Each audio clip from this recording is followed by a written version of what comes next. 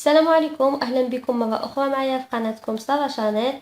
الى اول مره كتزوروا القناه نتمنى انكم تشتركوا وكذلك تفعلوا الجرس باش توصلوا بالجديد. اليوم ان شاء الله ضمن الحلويات ديال العيد غنقترح عليكم حلوى بارده جد سهله بمكونين فقط، كتجي لذيذه بزاف ورائعه وسهله في التحضير، ما كتطلبش مكونات كثيره. واليوم غنقترح عليكم بشكل جميل بدون طابع، كيجي جد رائع. يمكن لكم تحضروا هذه الحلوى الطاوله ديال العيد ان شاء الله. بالنسبه للمكونات اللي غنحتاجو 250 غرام من الكوك اولا جوز الهند، وكذلك غنحتاجو علبه من الحليب المركز المحلى. اول حاجه غناخدو كميه من جوز الهند اولا الكوك. انا هنا خديت 5 معالق من الكوك غنحتفظوا به للتزيين. بالنسبه للكميه يمكن لكم تضاعفوا الكميه. وغناخدو الحليب المركز المحلى وغنضيفوه على جوز الهند وغنخلطوهم هاد المكونات مع بعضهم حتى كيتشرب لينا جوز الهند الحليب وكيتجمع لينا، وكنحصلوا على خليط اولا عجين اللي كنقدروا نتحكموا فيه بهذا الشكل هذا. كيف ما كتشوفوا كيبقى بهذا الشكل هذا، نقدروا اننا نشكلوه. بالنسبه للحليب المركز انا تبقى لي هاد الكميه.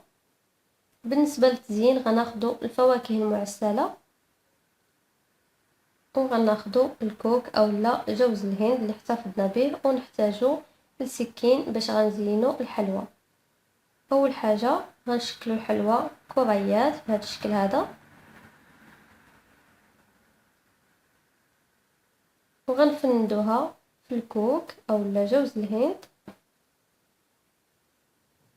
من بعد ما شكلناها غنحاولوا اننا نبسطوها من تحت بهذا الشكل، ومن الفوق غنحاولوا اننا نجمعوها ونشكلوها بهذا الشكل هذا كيف ما كتشوفوا معايا في الفيديو. غنشكلوها بهذا الشكل وغناخدو سكين ونوضعو شكل في الحلوى، نوضعو اشرطه بهذا الشكل هذا كيف ما كتشوفوا باش يعطينا شكل جد رائع بدون طابع.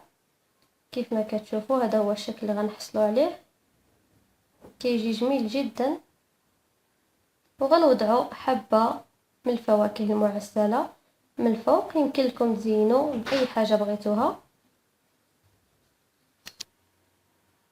وغناخدو الكيسات بهذا الشكل هذا ونوضعو فيهم الحلوى ديالنا، وهذا هو الشكل ديالها كيف ما كتشوفوا كيجي جد رائع.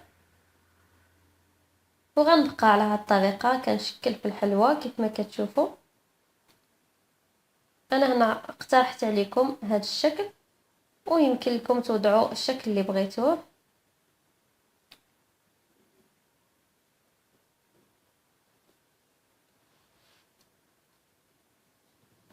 وبالنسبه للتزيين كيبقى حسب الرغبه، يمكن لكم تزينوها باي حاجه من الفوق.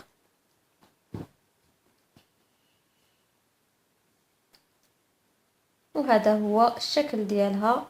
انا غنبقى على هذه الطريقه حتى كنسالي الحلوى كلها، وهذا هو الشكل النهائي ديالها كيف ما كتشوفوا كتجي جد رائعه في المنظر. نتمنى ان هذا الفيديو ينال الاعجاب ديالكم وانكم تجربوا هذه الحلوى كيف ما كتشوفوا سهله جدا وبسيطه.